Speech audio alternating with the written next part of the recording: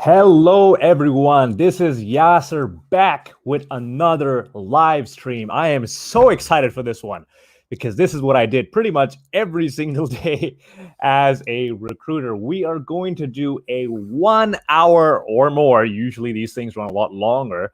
We're going to talk all about the phone screen. We're going to talk about the phone interview. We're going to talk about what questions you can expect on the phone interview. We're going to talk about some of the mistakes that I see a lot of job seekers make and a lot of other questions that might come along the way, I'm sure.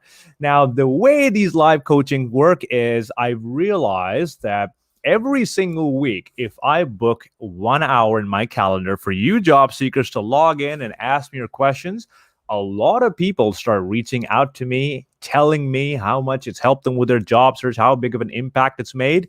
So with this entire hour, what I want to do is I want to dedicate this to all of you job seekers who are currently in the market, who are still thriving given the current situations. And I want to help you guys out. Okay. I want to help you guys out today, specifically with your phone interviews. So what I'm going to do is I'm going to wait for some questions to come up. I'm going to start covering some of the basics about phone interviews. If you are logged in, if you're watching this live, let me know in the comments where you're watching this from or what job title you're looking for, just so that my live stream can be a little bit more focused. The way we usually do these is we run through about 30 minutes to 45 minutes of live content. I'll be rambling basically the entire time.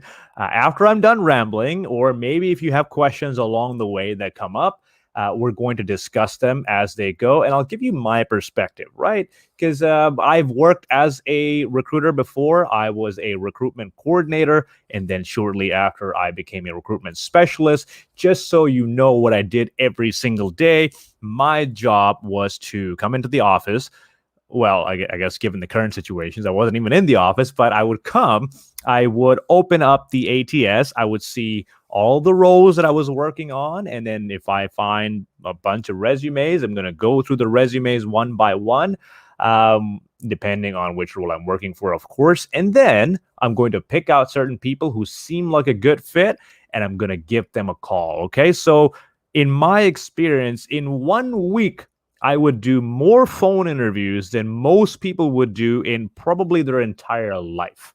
Okay. I was doing anywhere between, I don't know, 2 to 5 phone interviews on a daily basis every single day. And you multiply that for a few months up to a year and whatnot, you can kind of get an idea of how many phone interviews I was doing. So I've gotten pretty good at understanding what I'm looking for on a phone interview, and I've done this in a variety of different industries and a variety of different experience levels. So I've worked in entry-level roles, I've worked in higher-level roles, medium-level roles, managerial roles, you name it. I've probably dealt with it. And I've done phone interviews for all of these different roles as well. So today, what I want to do is break down the whole phone interview for you, because I feel like this is a point that a lot of people, they misunderstand. There's a lot of back and forth about how important this is, what to ask, what kind of questions to ask. I want to make sure by the end of this live stream, if you're watching, the whole phone interview section is completely cleared up and you know exactly what to expect. Okay. I'm going to get started right away. If you're watching, leave your comments in the chat. I will be sure to address them really, really shortly. Okay, let's talk about the purpose of a phone interview.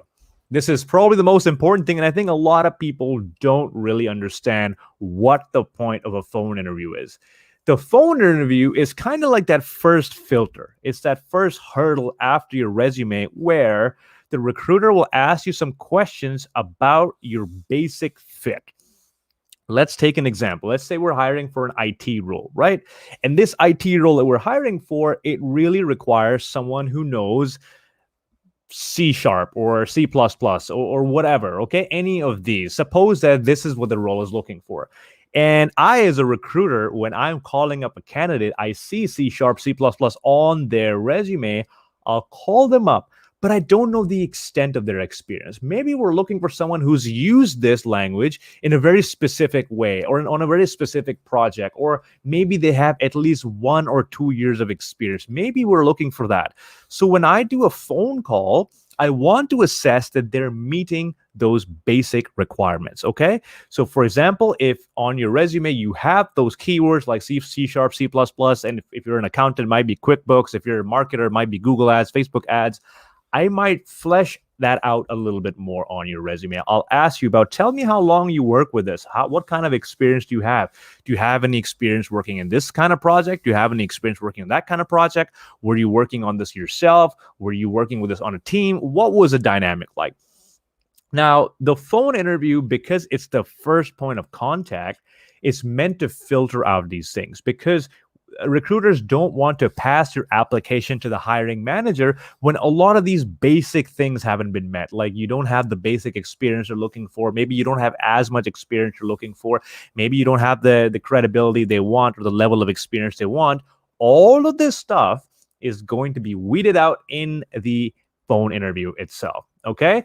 So when I, as a recruiter, am calling up my candidates, I want to know, do they fit the things we're looking for? On a surface level, we'll go into some specifics about their experience, but not too much. And then also about, can they actually do the job that we are trying to hire for? Let's take an accounting example again. If we are hiring for someone who is going to be doing accounts receivable tasks primarily in their job, okay? And I see on their resume that it says accounts receivable in one of the points, but it doesn't tell me how much were you doing it. I might call them up and ask them, I noticed that you've done some accounts receivable work in the past. Can you tell me a little bit about what your responsibilities were like in this role, and particularly how it relates to accounts receivable? So they might say something like, well, most of my job was just to do accounts receivable. I was doing that every single day. I was handling payroll as well, accounts payable as well, but a good chunk of my role was accounts receivable. Now, what they might also say is, actually, it was just one of those things that I was doing, but mainly I was working on payroll. Mainly I was working on helping my supervisor with tasks. Now that I've asked you these questions and I've really fleshed out what you were actually doing, I can better assess if you will be a good fit for this role. So if we're looking to hire someone with 3 years of accounts receivable experience, and technically you've been an accountant for 3 years, but your account receivable experience, it wasn't really that much. Maybe you did it for a couple of months and never did it again. Probably not going to be a great fit for this role. So when we're doing these phone interviews, we're really trying to filter this out. We'll ask you some questions like that, okay? Let's actually get to some of the other things I want to talk about, which is, what kind of specific questions will you get asked? And this is everyone's bane of everyone's existence. What questions will I expect on the interview? How do I answer them? Now, the phone interview it's a lot easier to pass than you think. It's a lot easier to pass than a actual interview, a virtual interview, or an in-person interview. Because what the recruiter is trying to do is make sure you meet those basic things they're looking for, those basic requirements. And if you have any additional things, they'll point that out as well. Now, the questions you can expect will probably go somewhere around this order. One of the first things you'll probably get asked is, thank you so much for applying to the role. I'm wondering what got you interested in applying. This is the most standard question, and I've seen a lot of people mess this up. This question might appear as, thank you so much for applying. Why are you so interested in our company? I have seen people who I talked to on the phone, and they were internationals, and I asked them, why are you interested in this role? And they said, honestly, I'm just looking for any job that gives me PR or permanent residency. Not a great answer, okay? Like, if you're interviewing with a company and the only reason you want to work with them is if they can give you permanent residency, they know you don't care about the company. They know you don't care about the role. You're just in it for the permanent residency. So make sure you're smart with your answers and you actually do some research. In this specific case, I actually asked some follow-up questions. I was like, yeah, but was there anything about this specific role that you liked? Yeah, it's good. I think it fits some of what I'm looking for. But really, I want something that gives me PR. So again, don't do that, okay? So some of the questions you can expect are, why are you interested in this role? Why are you interested in this company? Why are you looking for a role in the first place? So they might ask, why are you in the market? Why are you looking for a job? Are you transitioning from one job to another job? Did you not have a job? Are you a fresh graduate looking for your first job? If you are someone who's transitioning from one job to another job, Why is that? Why are you leaving your previous position? We're going to ask all these questions to better assess your fit. So, for example, if you said, I'm leaving my current job because I absolutely hate my boss, I can't stand him, I want another boss, we're not really going to feel really comfortable with that, right? We'll be like, well, what if your references don't come across clean, or maybe you're not someone who takes authority well. And we'll have all these follow-up questions that we can ask. Of course, it depends situation or situation. You might say something like, I'm looking for a new job because my current job had way too many responsibilities for the amount it was paying me. So I'm looking for something that actually fits my requirements. And that's a totally, completely fine reason to do it. And this is why in a lot of phone interviews, recruiters will ask very early on, they will say, how much are you looking for in terms of salary? What is your compensation expectation? What is your salary expectation? A lot of people get this mixed up. They're like, why are they asking right now? What if I give them a number and they lowball me, blah, blah, blah, blah, blah. This is just to make sure that they don't waste your time. They don't waste their own time by talking to you about a role, interviewing you for a role that you might not even like because of the compensation. So, for example, if I'm hiring someone in the 50,000 to 55,000 range, very early on in the conversation, I will ask them, listen, I think looking at your resume right now, you have a lot of relevant experience. I just want to make sure that the salary compensation fits our range as well. Could you give me an idea of what you're looking for? And if they say something like, well, I'm looking for a minimum of $60,000, right there, I've saved them time. I've saved them time because I'm not going to waste their time talking to them throughout the whole conversation, having another interview if it doesn't fit their requirements. So we're actually doing this as a service to you. So I'll say, listen, I understand you want 60,000. The range we're looking at is probably going to be between $50,000 and $55,000. Is that okay with you? If that is the case, if they're okay with that, fine, great. Now, a lot of people are like, why can't we just talk about the range up front? Why can't we just talk about, actually, we got a question exactly that. Andrew, how's it going? Yes, I agree. Why not just disclose the range up front? I think companies can do this absolutely. And I think it saves the recruiter time as well, because when the salary range is included in the job description, you're not calling up all these different candidates, telling them about the range, and then they're like, no, you know what? It doesn't really fit our range. So instead, just mention your range in there, right? Anyway, so you can always tell them that, like, this is the kind of range we offer. Is that something that fits your requirements? If not, you've saved yourself time, you've saved the candidate time, you can move on, right? You can tell them. I've had C-level people that I was interviewing, and very early on, I said, listen, the salary band we're offering is going to be between the 90 to 95 range. Does that fit your bill? And they'll say, I won't entertain any interviews under $100,000. I appreciate your time for the call. That's it. They will say that to me. I'll say, okay, I completely understand that. Maybe you can find something that's more suitable. If something comes up from our side, I'll be sure to let you know. So these are questions that recruiters will ask you early on. So don't get stifled when they do ask you. Now, depending on the company, sometimes they'll post their salary range on there. Sometimes they won't. I have seen salary ranges from $55,000 to $96,000. What are you supposed to say in that position? Yeah, I'm looking for something between 60,000 and 150,000. Can you offer me something in that range, right? So the more vague you are, the more vague they are, the harder it is to find a fit. So good recruiters, good companies will have a very specific range of what they're looking for. Now, this being said, some people, when they're putting up a role, depending on the level of experience you have, they will pay you differently. So, for example, if you're someone who doesn't have 5 years of experience, but you have 2.5 or 3 years of experience, but they can see you getting trained in and, starting off the position, they might consider you for the role, but at a different salary level. So again, all of this completely depends on the role you're applying for. Anyway, so not to talk about compensation for too long. So you'll have questions like, why this company? Why this role? What is your compensation expectation? They'll also ask you your location. Where are you currently located? Are you okay traveling to this location, traveling to that location? And these are just to get the logistics right. Can you actually travel to the role? So, for example, very early on, I will ask someone, this role is in this location. So Burnaby in Vancouver. Are you okay with that? And I've had people who, even though it says on the job description where it is, because they've mass applied to so many different places, they don't remember where what is. And some people might not be prepared enough. They haven't done enough research. I get that. And when I tell them this position is going to be in this place in Vancouver, are you comfortable? They'll say, actually, you know what? That's going to be an hour and a half commute for me.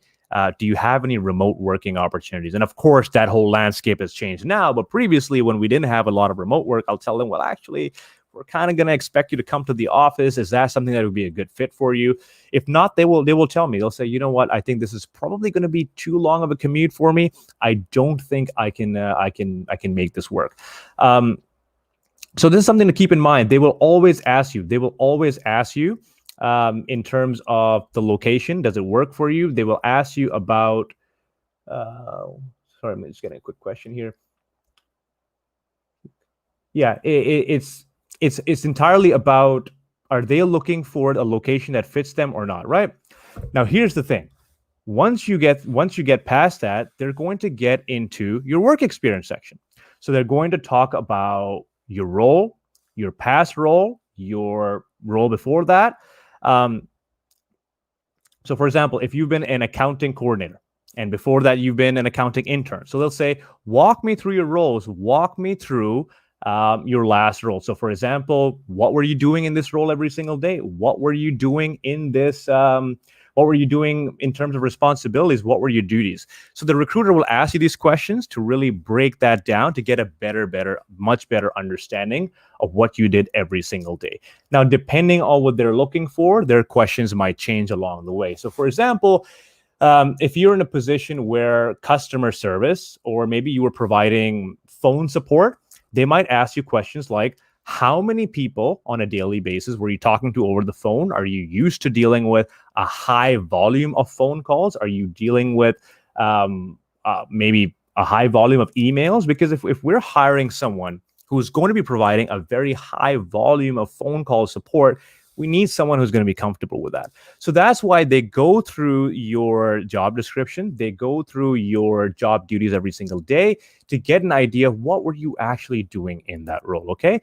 This is not where, I mean, of course, you want to impress the recruiter, but I would never recommend making things up, okay?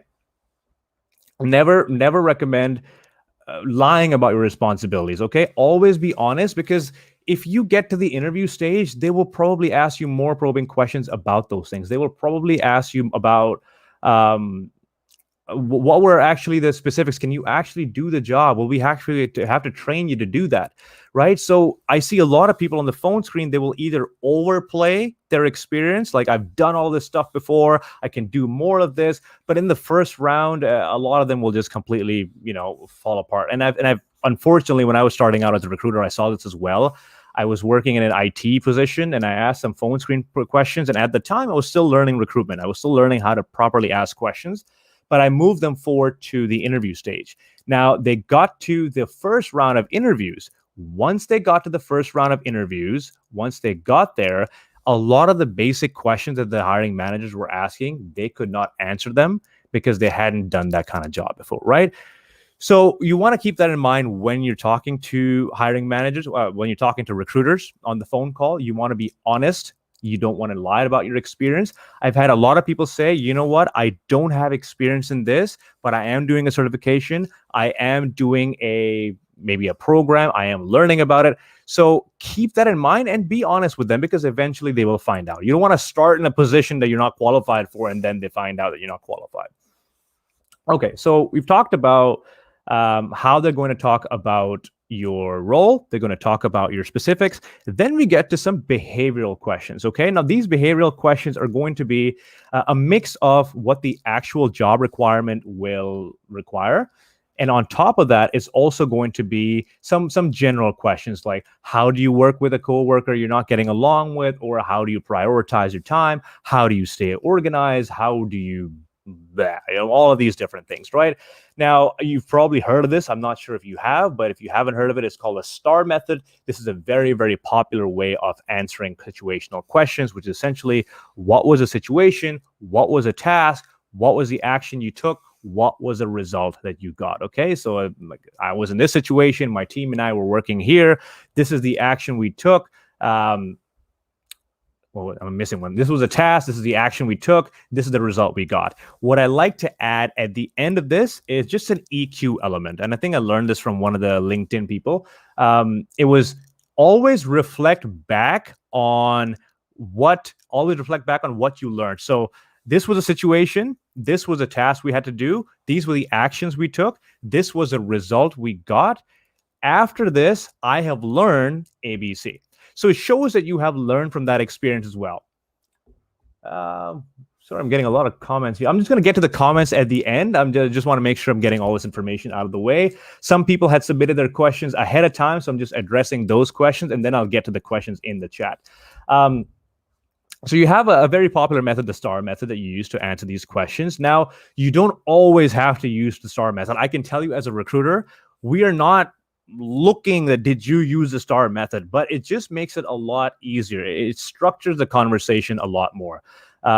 If you practice doing the STAR method in your head, and every time you answer a question about your behavioral or a specific situation, and you learn to answer with the STAR method, you will get a lot better at it, okay? So you'll be asked all these behavioral questions about, tell me about a time where you did this. So for example, if you are working for a customer service role, you might get asked, tell me about a time where you helped out a customer in this specific situation. Or maybe you helped out a customer who wasn't in a great mood, or someone who was really angry, or someone who was really frustrated. How do you deal with these situations? Now, one thing to point out is sometimes companies will have a questionnaire ahead of time. So for example, they'll have you apply. Once you apply, they will send you a survey or a personality test or something like that. And based on that personality test, whatever result you got, they will ask you questions accordingly. So for example, in the personality test, if it says you don't really get along well with people who deliver orders to you, or maybe you're not someone who reacts well to uncertainty, they might ask you some of those questions. Now, this depends very, very largely on the company you're working for. It depends very, very largely on the recruiter or the scale of the company, but I have seen it happen, right? Some people might do this in the first interview stage. Some people might do this in the second interview stage. It completely depends. By the end of the call, a recruiter wants to establish, based on your resume, all of the things that you have listed down, do they check out? If they check out, do they check out in the way the hiring managers are looking for? If going back to our accounts receivable example, if we are looking for someone who, say, they did 3 years of accounts receivable, and talking to you, I can tell that every single day that's what you did, or not every single day, but enough of experience you have, then I'll shortlist your application and move you along. And it depends on what they're looking for, how many different things they're looking for. Now, one thing I really, really, really, really want to touch is the communication aspect of a phone interview. This is your first chance to talk to someone on the other side. You are talking to someone who, they're going to gauge your level of experience, your level of enthusiasm about the role based on how you're talking. Unfortunately, I've had phone interviews with people who I couldn't tell if they were interested. I was asking them questions about, tell me about why you applied to this role. Why did you apply to this company? And they would say, well, I saw the role on Indeed and I applied. Great, but why are you specifically interested in the role? Because you had a posting for an engineering position. So if I have to dig deeper to find why you're interested in the role, that makes it difficult for me to assess whether you even want it. Are you even enthusiastic about it? And then I might ask you follow-up questions about, what is it about this specific company that really got you excited? Have you applied to similar roles in other companies? Something like that, right? And I've seen this more times than I would have expected. There's a lot of people that I talk to on phone interviews, and there's almost like there's a very robotic nature to the conversation. And I understand that. When I was doing phone interviews, when I was starting out, that was completely the case as well, right? It was like, you ask me a question, I reply. You ask me a question, I reply. And then the whole thing was just like robotic.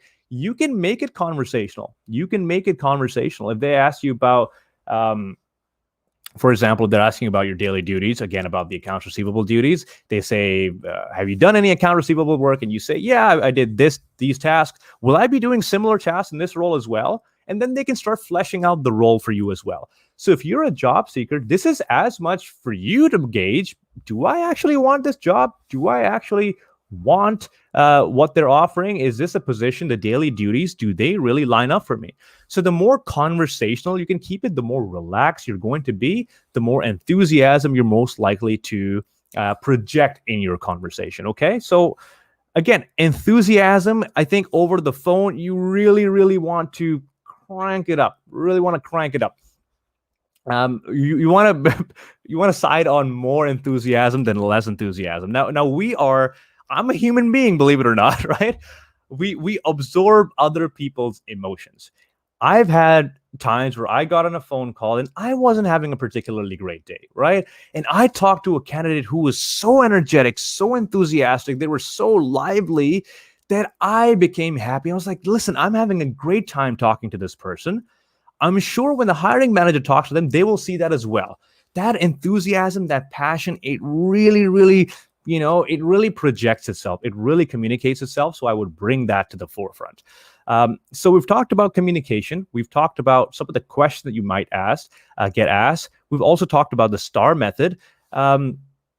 Usually when you have your phone interview, after that, the recruiter is probably doing a bunch of other phone interviews as well. Once they've done that, they'll prepare a short list. They'll present the short list to the hiring manager. The hiring manager will then see all the notes from the recruiter. Maybe they'll talk to the recruiter. What was your experience like with them? What was their communication like? What was their experience around this situation? Another thing that recruiters will do is if they have any specific questions about your experience. So for example, if you have a gap in your resume, or maybe you haven't worked in the past 4 years, or maybe there was a specific situation where you only work for a month, anything that they need to ask you, they will ask you those questions ahead of time so that you don't get to the hiring manager stage and they have to ask you that and then it becomes a deal breaker. You know what I mean? So the recruiter's job is to ask you enough questions that, yes, I can see this person doing the daily responsibilities. I can do this person doing every single thing that we need them to do. We're going to flesh this out a little bit more in the coming interviews. Okay, so that's a little surface level understanding. I want to go into more specifics as well. Let's see. We got Andrew Beach who commented. Andrew, I'm a huge fan. I've been following a lot of your content here as well. Okay, thank you for taking the chance. Taking the chance on yourself. Your courage is commendable. Next best step, live conversation with each coach and send a proposal. I would agree. LinkedIn provides limited information and shop compare makes sense. Andrew, I'm not sure what your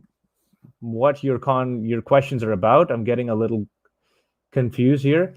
Yes, it can be scary, yet it might be confusing and frustrating. That's all part of the finding and getting on the right path. Andrew, I'm having a little difficulty understanding what your question is, but if you can just ask me your question, I'll be more than happy to explain it to you.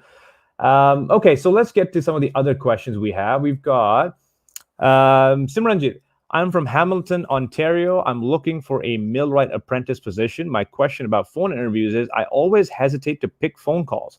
I prefer emails only. Can you tell me how to be good at phone interviews? Absolutely. Well, Simranjit, if you're going to hesitate to be on the phone, it's going to be pretty difficult for you to pass a phone interview. I think this depends on the recruiter.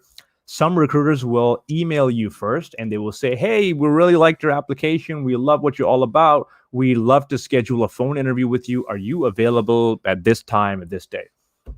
Now, not all recruiters will do that, especially if they're urgently hiring, if they have a ton of candidates. Instead of sending out 10 emails, waiting for them to respond, and then booking a time, they might just pick up the phone, call up the number on the resume and say, hey, I just saw you applied for ABC position. Would you be interested in this role? Or I wanted to ask you some questions about your interest in the role. So Simranjit, I would strongly recommend picking up phone calls if you're not picking up calls, because you might be missing out on a lot of opportunities when it comes to your phone interviews. How to get good at phone interviews? We talked a little bit about this, and we're going to talk about this a little bit now as well. Practice the STAR method. Okay, this is about the behavioral questions. If you have experience being in the position you're looking for, have some of your past experience lined up. Have these examples fresh in your mind, because if you're applying for this position, they are going to ask you questions about your experience. They are going to ask you questions about whether or not you can do the job that they are hiring for. So in the back of your mind, have questions presented. I'm thinking of preparing a resource for you with a list of phone interview questions, but essentially the questions you can expect in every phone interview are: why this position, why this role, why this company, why you, why are you looking for this position now? And that is if you are kind of switching over, what is your salary expectation? And then they might have some specific technical questions. Are you familiar with maybe using a forklift? Are you familiar with using this piece of machinery? Have you ever supervised someone in this position? And then you'll go into your roles. This all depends on the recruiter and the company, by the way. Not every recruiter and every company will have the same questions. In fact, recruiters in the same company will have very, very different questions. And then they'll go into some more behavioral questions. They'll go into more, what is it? Next step questions. So do you have any next steps about what the process is going to look like? That kind of thing. So if you can predict what kind of questions to expect, you can prepare for those questions. And I would recommend, honestly, the thing that helped me out the most was putting myself on a voice recorder. I have the tendency of talking really fast, in case you haven't noticed. So I would turn on the voice recorder and I would talk into it and I would answer all these questions just to get myself comfortable. Not that you memorize these. I would never tell you to memorize these things, because then you're going to appear more robotic. If you can get an idea of the question that you will get asked time and time again, and then you can prepare for them. Every time you have a phone interview, you'll feel a lot more comfortable. So Simranji, this might be very basic advice for you, but the best advice I have is keep your phone on and pick up the phone calls, because if you miss the phone calls, yes, they might send you a message saying, hey, we tried reaching out to you, didn't pick up. But what they might also do is, put down the phone and call another candidate. So you don't want that to happen. Okay, so we've got that. What else do we have? Andrew, you have so many chats from you. I'm not sure if I can read all of them right now. I'm going to have to save them for the end. Wasim says, STAR approach. How many of such STAR examples should we be ready with? It's not like they're not waiting to see how many examples you can come up with. Just have one example per question. So if they ask, tell me about a time where you didn't get along with a coworker, have an example for that. Tell me about a time where you solved a problem by thinking outside the box, have a STAR method for that. So you can have maybe anywhere from 5 to 10, depending on how many questions you can expect. I don't think this is something you need to memorize. Again, have a story in mind, structure it in your head, read it out a bunch of times, and it will come naturally to you. It's kind of like when you prepare for an exam, right? You prepared for the answer so many times. You know exactly what to say because you have done it time and time again. So there's no amount of numbers, or there's no like 5 questions, 6 questions. For one question, one example should be just fine. Okay. But we apply for so many roles, then how do we be ready for specific questions about specific roles? Afreen, really, really good question. So in terms of behavioral questions, you will get behavioral questions based on the technicalities, right? So if you're applying for, say, an HR role, you're probably going to get behavioral questions, either that are more general or more focused around the job description. So for example, if they are someone they're looking for someone who's used Microsoft Suite to process documents and make Excel files, they might ask you something like, tell me a little bit about your experience using Excel. And you can give a STAR method example of how you use Excel. So if you're applying for jobs in a very specific industry, there are only so many questions you can get asked. And then there's some more general questions like, what will you be asked on the phone screen? What will you do if you're talking to a colleague or talking to a customer who's not happy? What will you do if you're not unable to solve a problem? How do you handle pressure? Those kind of things you can always prepare for in advance. Okay, we've got Simranjit. Thank you. I have another question. Is it a good idea to apply to a job that requires experience, but I don't have it? Simranjit, it's a very vague question. It depends, because everyone has experience, right? Now, if graduating fresh out of college, you might have some experience in extracurricular activities. You might have some experience of the other, whether it's paid or not paid, that you can then use to benefit your and that you can use to benefit your application. Now, if you gave me a specific example, I'll take the example you said before. If you have an example from before, then absolutely, the apprentice example you gave, provide relevant experience that would make you a good candidate. I feel like networking is probably the best thing you can do here, is because if you have, say, a ton of people applying to roles who have more experience and you are applying with less experience, you might not stand out as much. So when you network, and by networking, I mean just find your future potential boss or your future potential team on LinkedIn, find them on there, send them a message saying, hey, I'm really interested in learning more about roles in the ABC industry.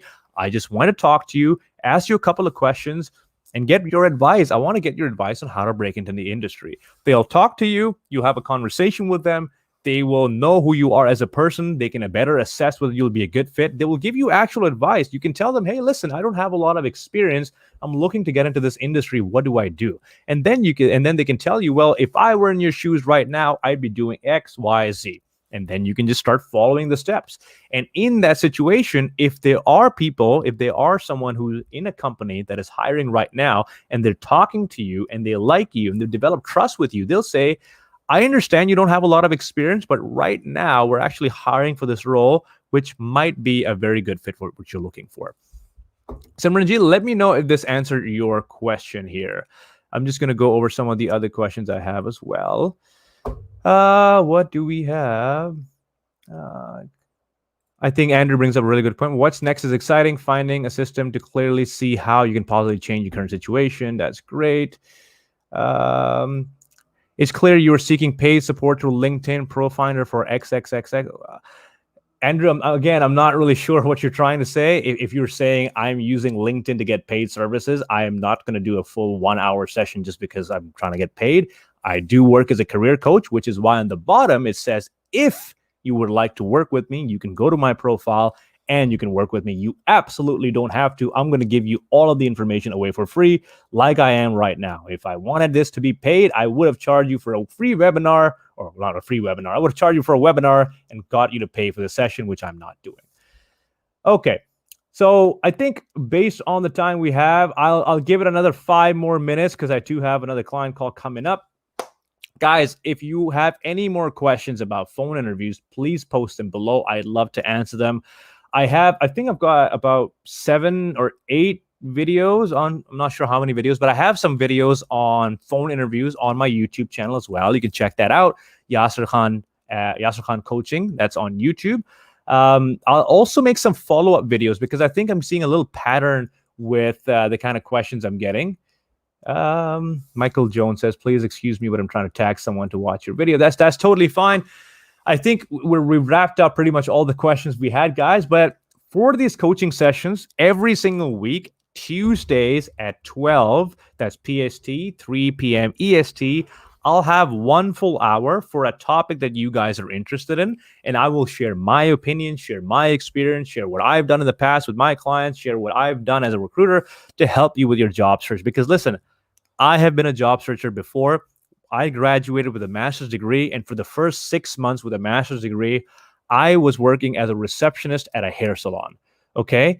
Every single day that went on in that role, my self-esteem fell lower and lower and lower and lower because I felt like I couldn't really get the job that I was looking for. I felt like I wasn't good enough, and this is just the kind of job that I deserve, right? Not to say there's anything wrong with being a receptionist or whatnot, but me, I really wanted to be something else. I really aspired to have an office job, working in a place where I could actually impact people.